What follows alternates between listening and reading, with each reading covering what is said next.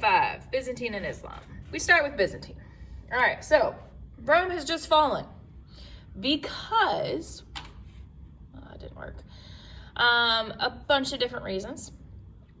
It was too big. It surrounded the entire Mediterranean. It went into the British Isles. So it's just too big to protect with the military problems that they're having. And they're having the military problems because they can't feed, they can't pay the military.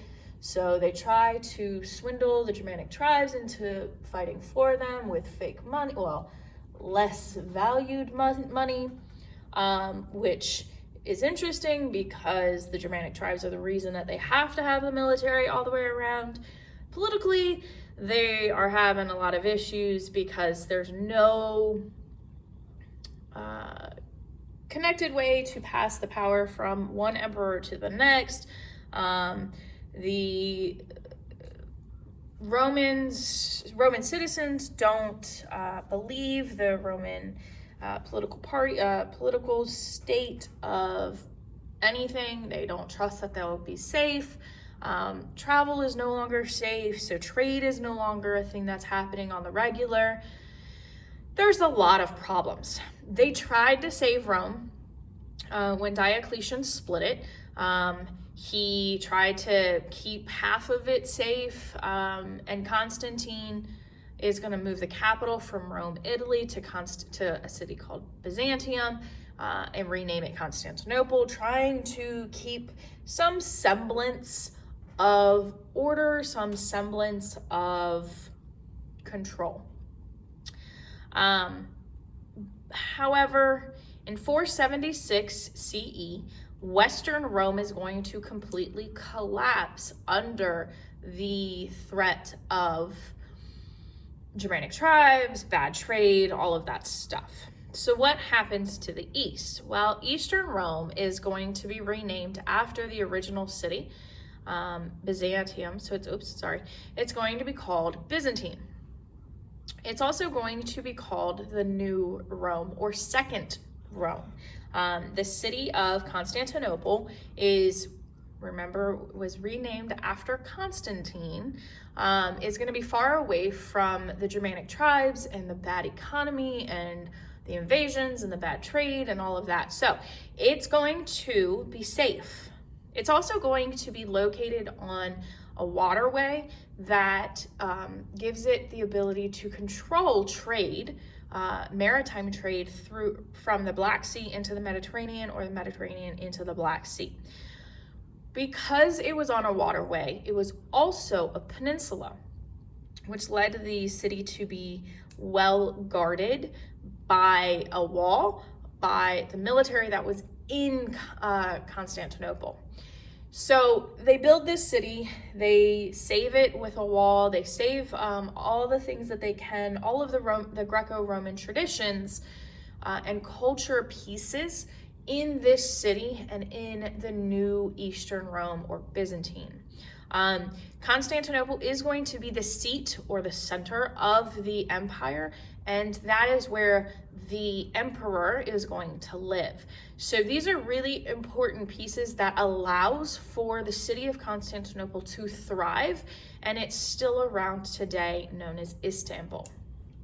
Now, who's in charge? Well, the biggest guy who's in charge after Diocletian splits it to try and save Rome, the original Rome, Constantine moves the capital from Rome, Italy. Well, now we have Justinian. Now, Justinian is going to be a pretty awesome ruler. He is going to control not just the government, and he does control the government with absolute power, but he's also going to eventually control the Christian religion in the Byzantine Empire. And this is really important moving forward because it's the first time that we're going to have the power of the Pope in Rome, Italy, threatened. And so what Justinian does is he is going to rebuild and reconquer Roman civilizations, little cities, little ports, territory, and then he does this awesome thing where he creates a new theocracy where he's in charge of the Christian religion in the Byzantine Empire, and he's in charge of the government. So when Justinian's doing this, he is sticking to this reconquering of lands that were lost to the Germanic Empire. So he's going to go into northern Africa and reclaim some area up here. He is going to go into parts of Spain and reclaim some parts, and then not the whole thing of Italy, but he's definitely going to preserve the Italian peninsula and kick out the Germanic tribes. Now, he is going to get into an argument with the Pope, and he's going to break from the Roman Catholic Church to create the Greek Orthodox Church. And this is important because it's the first time that somebody has fought against the Roman Catholic Pope and won. And he does this with the backing of the people of the Byzantine Empire, because he's also taking care of the people. He's building bridges and hospitals and churches and libraries and parks, which allow for the less rich people in the Byzantine Empire to feel safe. And that's why he's able to do as much as he did. He's also going to create this panel of legal experts. Now, these legal experts are going to take all of the Roman laws, and they're going to throw out outdated laws, bad laws. They're going to put into effect a single codified legal order that is in a book, and it becomes known as the Justinian Code, and it's going to be used for 900 years across Europe. England and Spain and France and all of these places that once were under Roman rule are going to follow Justinian's Code for years to come, because it was so well organized and so well written. So they're going to honestly follow in his footsteps. So some things that were improved upon are the economies. Now, because of where Constantinople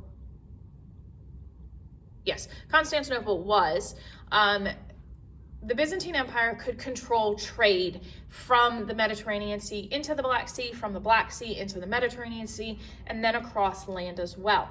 So the Byzantine Empire and the economy is going to increase and get better while it's creating safe trade markets, specifically an open air market. Now think of like almost like a flea market, that it would be in a big field like a football field, but even bigger. It would have stalls all around it, and you would be able to go from stall to stall buying these goods and using a currency that was backed by the government. And some big things that you would have traded or bought and sold, you would have tin from England. So this is the pure liquid form of tin, and you can make plates and bowls and spoons and some other like jewelry and some weaponry, but not a lot. You would have wine from France. Now, France is going to have some of the best wine of the time just because of how it's grown and how it's kept in France. Italy's going to also be a big place. Greece will eventually catch up, because Greece was originally known for all of its wine. However, we've got to catch back up. Now, France and Spain eventually are going to work together, because you've got cork from Spain. Now, oh, sorry, I pushed a button. The cork from Spain is going to allow for France to bottle up this wine without using a lot of wax. Now, cork is also very buoyant, so it floats. So you're going to have it processed into other things as well.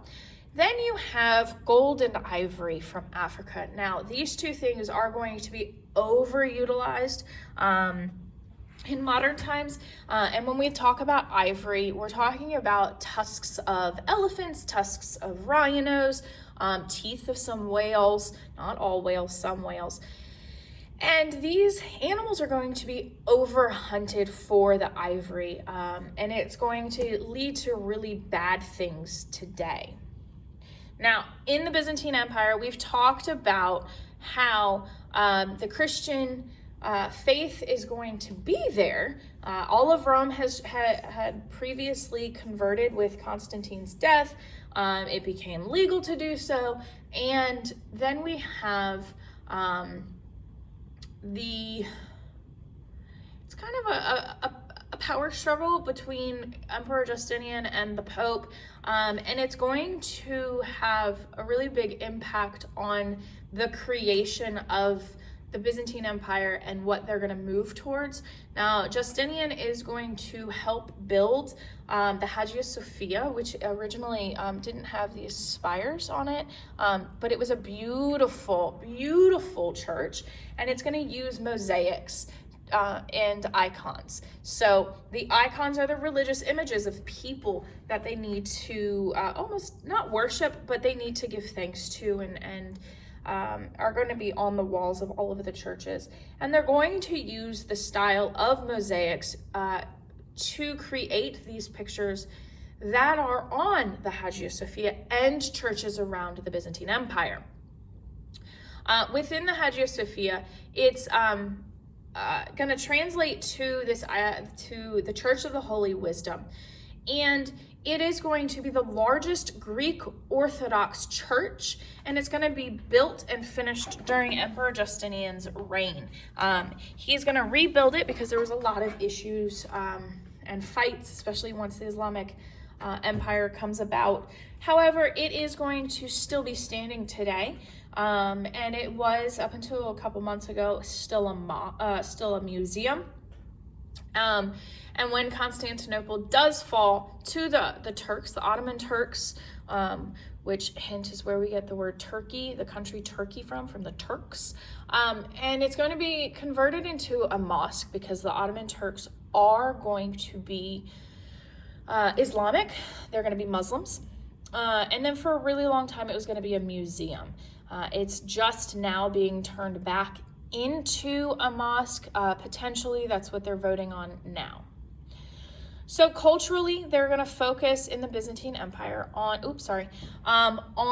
this Greco-Roman tradition. Now, what Byzantine really wanted to do was bring back the glory of Rome.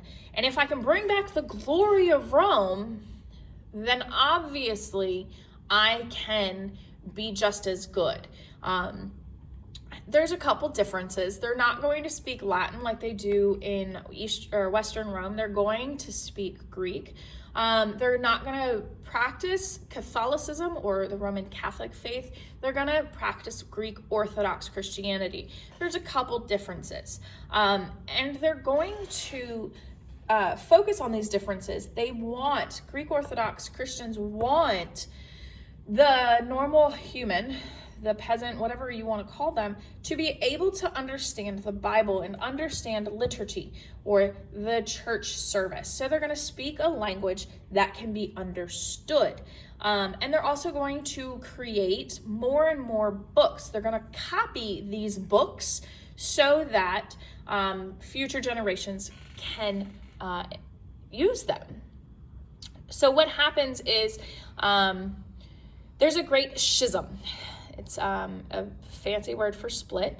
And we've got Western Rome, Italy, that practiced Roman Catholicism. And then you have Eastern Rome, which wants to include all of these people, all of the people in the empire. Well, so Justinian gets into an argument and he creates a theocracy. He is going to say the Pope, who is thousands of miles away, cannot understand what is happening in Constantinople with the Christianity in the Byzantine Empire. So they're going to break. They're going to split. And they're splitting over power is the biggest thing. Who's in control? I'm sorry, I keep messing up. Who's in control? Is it the Pope in the West for Catholics, or is it the Patriarch, which is just a fancy word for emperor, in the East? And we're going to fight about what language we're going to use. In the East, we're going to use the Greek language. In the West, we're going to use Latin. That is a big issue because the Catholics believe that it should stay in Latin, whereas the Byzantians, they think that it should be in Greek. And then we have monks. Now, monks in the West in the Catholic Church are celibate. They're not going to get married. They're not going to have kids. They're not going to have any of that stuff. And so there's some really big differences, but they're still both Christian. They just have to figure out who do they listen to, minus the Bible. So we're going to have some really big influences on both the Byzantine and outside of the Byzantine. Now, the trade routes are going to be what connects everything, and trade is what changes life overall. So we have between the Black Sea and the Baltic Sea, which connects the Mediterranean up through the northern portion almost all the way up to Scandinavia. This brings in new languages, it brings in different traditions, but it also allows for the Greek Orthodox Church, the Byzantine Church, to spread Christianity into Russia and the Germanic tribes. So we're going to create a new alphabet because the Russians can't read Greek, but they can understand their own language. So we're going to teach them to read in their own language, and we're going to speak to them in their own language.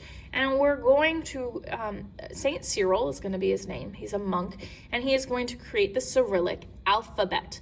This allows the Bible to be translated and spread through Russia and up into Scandinavia.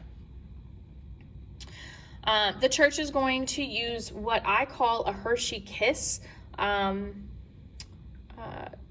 architecture. And then in Russia, when we rebuild it, and we'll get into it a little bit more, we're going to use this onion shaped. It's going to be a twisted Hershey kiss so that it's more beautiful. They can use these colors and these icons, these mosaics, and they're going to build their own churches. So Russia is going to become this awesome place. Now, so down here we have, this is a Byzantine church. This is just the regular Hershey kiss. So Russia's going to take those churches, the architecture, and twist them so they can put different colors on them. Because Russia's so big, and usually it's one or two colors just because of where it lands on the globe. So they have to be aware of that. So Russia is going to be in this area called the steppes. Now, we've heard the steppes before. It could also be pronounced the steppe. I say steppe. When the non-indigenous people of India, the Aryans, came in from the steppes. So this is a flat area that allows for trade to go from east to west, west to east, north to south, south to north, all of that. It's a highway for nomads. So people don't stay still for very long until later on. There are lots of rivers there, and they are going to lead to transportation and trade. It's going to, see if we come, here's the Caspian Sea, we've got the Black Sea, so Russia's going to be all the way over here, and then the Baltic Sea is up here. So we're going to have trade north and south, and then east and west. So we have to be aware of that.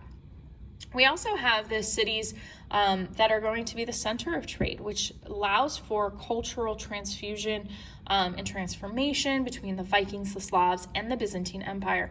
The city of Kiev is going to be one of the bigger cities because it's going to be closer to the Black Sea and closer to the Byzantine Empire. Now, the Byzantine Empire is going to solidify these trade routes with the Russians between the Baltic Sea and the Black Sea, because if they can influence it, then they can use it more often. They're going to make sure, the Byzantine Empire is going to make sure that the Russians are practicing and adopting the Orthodox Christianity, and they do that with the help of the monk Saint Cyril, because it allows the Slavs to read the Bible. the church architecture, and that's what I'm talking about. So before we had just the regular Hershey kiss, and now in Russia we're going to have it twisted a little bit. And it's called an onion-shaped dome. And it's just going to adapt it to their own ideals and own visualization of what Christianity is. And with Russia, we have Ivan the Great. Now, Ivan the Great is going to be one of the originals to get rid of the Mongols. Now, if we think back, the Germanic tribes were the ones that were fighting the Mongols and fighting to escape, and that's why they were attacking Rome. So Ivan the Great is going to push out this guy right here back into his own homeland of Asia. Now, Russia is going to become the third Rome. Byzantine is the second Rome. And so they're going to take on a lot of this information. So this is really important because of the trade routes. So we have the Russian word, or the Slavic word, czar. Yes, it's spelled both ways. And they're going to carry on the traditions of Rome and Constantinople while including some of the information from the Mongols with Genghis Khan and the trade routes from Asia, specifically the Silk trade route and not just the European trade route.